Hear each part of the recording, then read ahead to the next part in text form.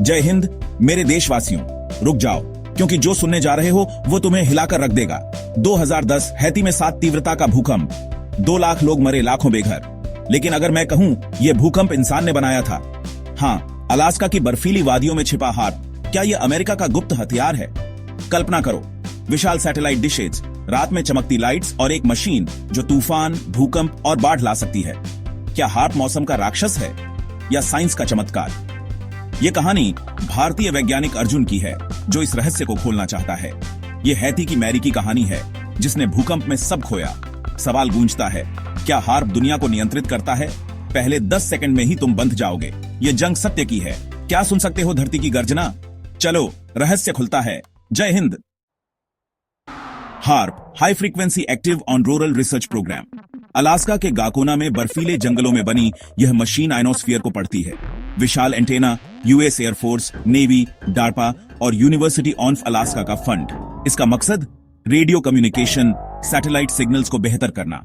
लेकिन रुक, कुछ कहते हैं हार्प मौसम को नियंत्रित करता है, भूकंप लाता है।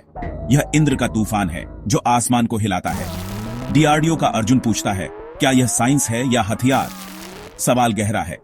क्या हार्प सिर्फ रिसर्च है?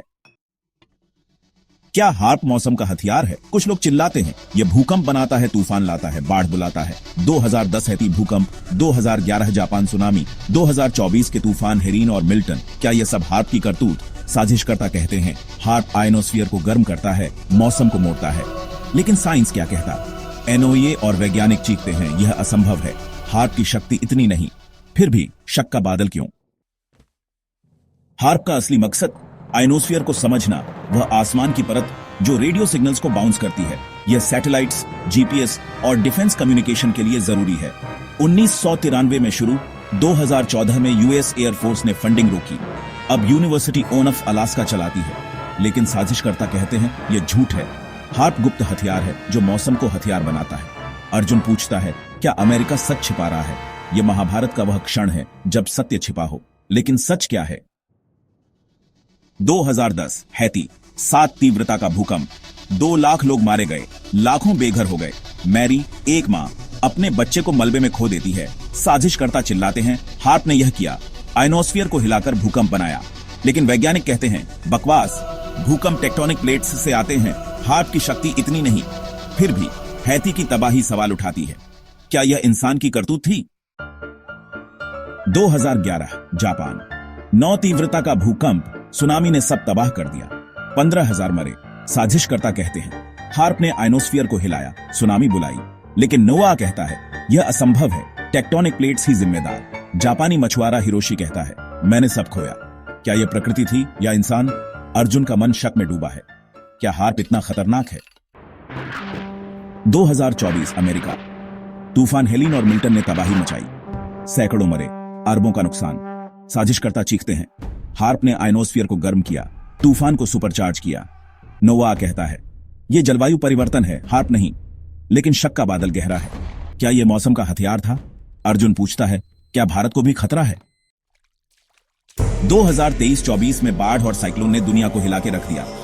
न्यू मैक्सिको, भारत, ब्राजील, हर जगह तबाही का तांडव देखने को मिला। कुछ लोग तो कहते हैं हार्प ने मौसम को मोड़ दिया। लेकिन वैज्ञानिकों का कहना है यह क्लाइमेट चेंज है। हार्प की शक्ति इतनी नहीं है कि वो बाढ़ या साइक्लोन बना सके। फिर भी सवाल उठता है, क्यों हर आपदा के पीछे हार्प का नाम लिया जाता है? सोशल मीडिया पर तो जैसे हंगामा ही मच गया। लोग चीख रहे हैं हार्प ने दुनिया को बर्बाद कर दिया।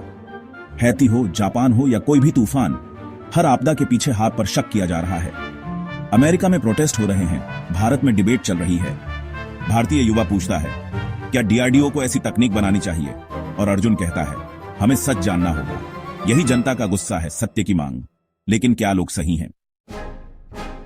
भारत अब सब कुछ देख रहा है। डीआरडीओ का अर्जुन कहता है हार्प का सच हमें प्रेरणा दे सकता है। वैसे आयनोस्फीयर रिसर्च भारत के लिए कोई नया विषय नहीं है। आईएसआरओ और डीआरडीओ पहले से ही सैटेलाइट्स और रडार पर काम कर रहे हैं। क्या भारत को हार्प जैसी तकनीक चाहिए? एएमसीए और ब्रह्मोस 2 के लिए आयनोस्फीयर का ज्ञान बहुत जरूरी है।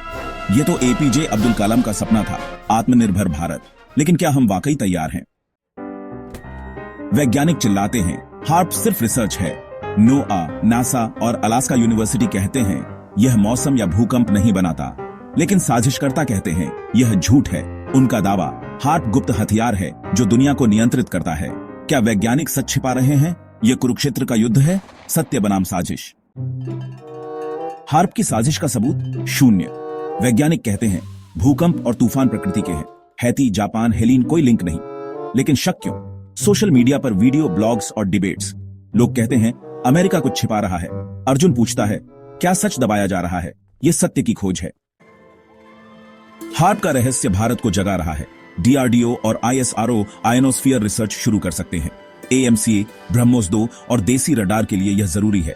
अर्जुन कहता है हमारा आसमान हमारा होगा। यह आत्मनिर्भर भारत का संकल्प है। क्या हम विश्व गुरु बनेंगे? हार्प का सच हमें प्रेरणा देगा, लेकिन क्या भारत तैयार है? हार्प हथियार या साइंस? हैती, जापान, तूफान प्रकृति या साजिश? वैज्ञानिक कहते हैं कोई सबूत नहीं, लेकिन जनता का शक गहरा है। मैरी का दर्द, अर्जुन का सवाल, सच कहां है? यह महाभारत का अंतिम युद्ध है, सत्य की खोज। क्या हार्प दुनिया को नियंत्रित करता है या यह सिर्फ डर का खेल है? मेरे देशवासियों, हार्प का रहस्य अनसुलझा है। वैज्ञानिक कहते हैं यह साइंस है। लोग चीखते हैं यह हथियार है। हैती की मैरी का दर्द, अर्जुन का संकल्प और भारत का सपना, आत्मनिर्भर आसमान। सच क्या है यह तुम्हें तय करना है। अगर तुम और गुप्त प्रोजेक्ट्स का सच जानना चाहते हो तो सब्सक्राइब करो। हम अभी शुरू हुए हैं। जोर से कहो जय हिंद, जय भारत, भारत माता की जय।